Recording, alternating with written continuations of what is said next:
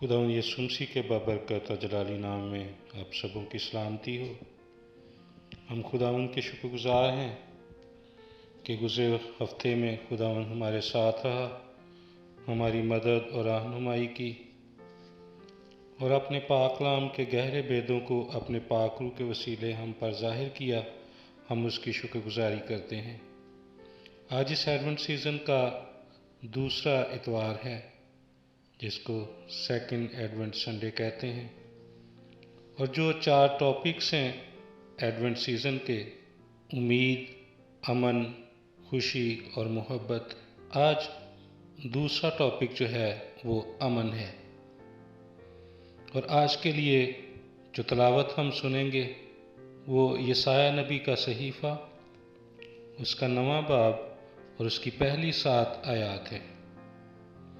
कलाम मुक़द्दस में लिखा है, उसने कदीम ज़माना में ज़बूलून और नफ्ताली के इलाकों को ज़लील किया और आखिरी ज़माने में कौमों के गलील में दरिया की सिमत यरदन के पार बुज़ुर्गी देगा।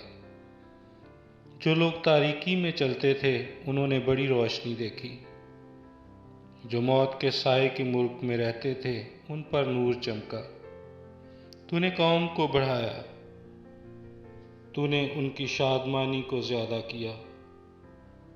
वो तेरे हुजूर ऐसे खुश हैं जैसे फसल काटते वक्त और गनीमत तकसीम के वक्त लोग खुश होते हैं, क्योंकि तूने उनके बोझ के जुए और उनके कंधे के लठ और उन पर जुल्म करने वाले के असा को ऐसा तोड़ा है जैसा मिद्यान के दिन में किया था। क्योंकि जंग में मुसल्लह मर्दों के तमाम सिलाह और खून आलूदा कपड़े जलाने के लिए आग का ईंधन होंगे। इसलिए हमारे लिए एक लड़का तवल्लुद हुआ और हमको एक बेटा बख्शा गया, और सल्तनत उसके कंधे पर होगी, और उसका नाम अजीब, मशीर, खुदाए कादर, अब्दियत का बाप, सलामती का शहजादा होगा। उसकी सल्तनत के इकबाल और सलामती की कुछ इंतहा न होगी।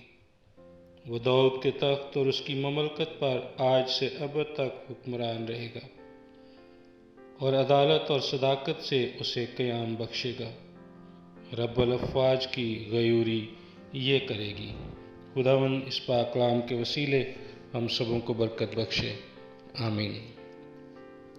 जैसा कि आगाज़ में बताया कि आज सेकंड एडवेंट संडे है, और सेकंड एडवेंट संडे का जो थीम है वो पीस या अमन या इत्मीनान या सलामती है। और पिछली दफ़ा हमने तमाम चर्चेस में उम्मीद के बारे में जाना, और आज अमन के बारे में जानेंगे। दुनिया के नज़रिए के मुताबिक अमन जो है वो किसी भी किस्म की लड़ाई का ना होना या किसी भी मुल्क में मज़हब, रंग और नस्ल का इम्तियाज़ किए बगैर तमाम लोगों का खुशी खुशी रहना, और या फिर अगर हम शोर गुल की बात करें तो किसी ऐसी जगह का इंतखाब करना जहाँ पर किसी किस्म का कोई शोर गुल ना हो, उसे अमन की जगह कहा जाता है। और ये आम फहम में हम लोगों के ख्यालात हैं, लेकिन मसीही नुक्ता नज़र जो है वो फ़र्क है। मसीही तालीम के मुताबिक अमन का ताल्लुक बैरूनी हालात के बजाय अंदरूनी हालत के साथ है। और जब हम अंदरूनी हालत की बात करते हैं तो जब हम मुक़द्दस पौलुस रसूल का फिलिपियों के नाम खत और उसका पहला बाब और उसकी दूसरी आयत को देखते हैं तो वो खुद कैद की हालत में है, परेशानी की हालत में है, सज़ा की हालत में है। लेकिन जब वो ख़त लिखता है तो वो लिखता है, हमारे बाप खुदा और खुदावंद यीशु मसीह की तरफ से तुम्हें फ़ज़ल और इत्मीनान हासिल होता रहे। यानी मुक़द्दस पौलुस रसूल जो है बेशक वो कैद की हालत में है, लेकिन اس کی جو اندرونی حالت ہے وہ امن اور سلامتی کی ہے۔ اندرونی طور پر وہ مطمئن ہے، وہ اطمینان کے ساتھ ہے، اور وہ اس آیت میں یہ بتاتا ہے کہ امن کا جو منبع ہے یا امن جہاں سے صادر ہوتا ہے وہ خداوند قادر مطلق کی ذات ہے، اور خداوند یسوع مسیح کے وسیلے امن اور سلامتی جو ہے وہ آتی ہے۔ خدا نے ہم انسانوں کے امن اور سلامتی کے لیے جو کام کیا وہ اس کا خاص فضل ہے، اور اس فضل کا جو نتیجہ ہے وہ خداوند یسوع مسیح کے وسیلے سے ہمارا امن ہے۔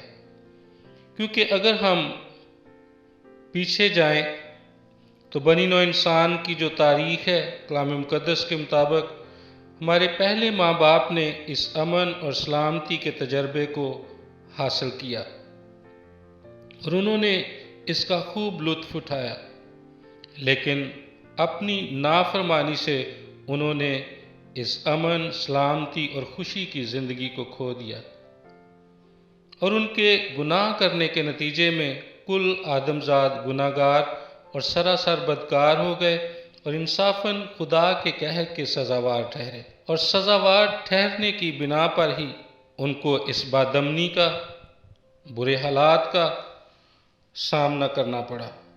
لیکن خداوند ہی نے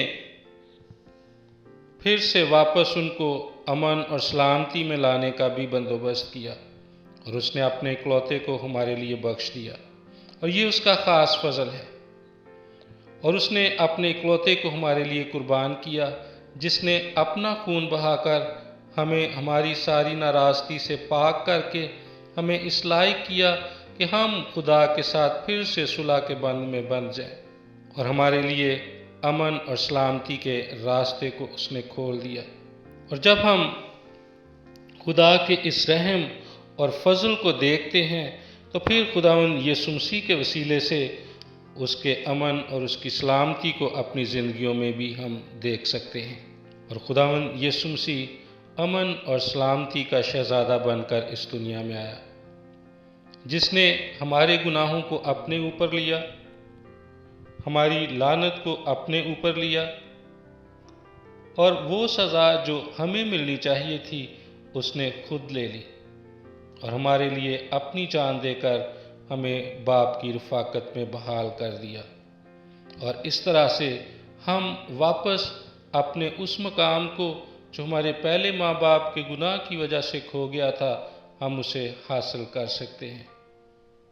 ہم نے یہ مقولہ مسیحی لوگوں سے سنا ہے، نو گاڈ نو پیس، نو جیزس نو پیس۔ عزیز دوستو، ہم جتنے چنے ہوئے لوگ ہیں یسوع کے شاگرد ہیں، اور خداوند یسوع مسیح کا جو ارشاد اعظم ہے ہمیں اسے یاد رکھنے کی ضرورت ہے کہ جاؤ اور سب قوموں کو شاگرد بناؤ، یعنی خداوند یسوع مسیح کی خوشخبری جو ہے وہ دوسروں تک پہنچاؤ۔ اور خداوند یسوع مسیح کے شاگرد ہوتے ہوئے ہم پر یہ فرض ہے کہ ہم ارشاد اعظم کی تکمیل کریں، اور جو لوگ ابھی تک خداوند یسوع مسیح کی آمد کے لیے تیار نہیں ہیں ان کو خداوند یسوع مسیح کی آمد کے لیے تیار ہونے کے لیے ہم ان کی مدد کریں۔ آئیں ہم اپنے سروں کو جھکائیں اور دعا مانگیں۔ خداوند قادر مطلق، ہمارے زندہ آسمانی باپ، تیرا شکر، تیری تعریف اور تیری تمجید کرتے ہوئے تیرے فضل کے تخت کے سامنے آتے ہیں اور منت کرتے ہیں، اے خداوند آج کے کلام کے وسیلے سے ہم سبوں کو برکت دے، اور اس لائق بنا کے اے خداوند جیسے تیرے بیٹے یسوع نے ہمارے لیے اپنی جان کا فدیہ دے کر ہمیں تیری رفاقت میں پھر سے بحال کیا، ہمیں بھی اس لائق بنا کہ ہم بھی تیرے بیٹے یسوع کی پیروی کرتے ہوئے جو لوگ ابھی تک تیرے بیٹے سے ناواقف ہیں ان تک پہنچیں، ان کی مدد اور رہنمائی کریں تاکہ وہ بھی آسمان کی بادشاہی کے وارث بن سکیں اور اس امن اور سلامتی کا تجربہ حاصل کر سکیں جو خداوند یسوع مسیح کے وسیلے سے ہمیں ملتی ہے۔ آج کے کلام کے وسیلے سے تو ہم سبوں کو برکت دے۔ तेरे बेटे खुदावन यीशु मसीह के नाम से मांगते हैं, आमीन।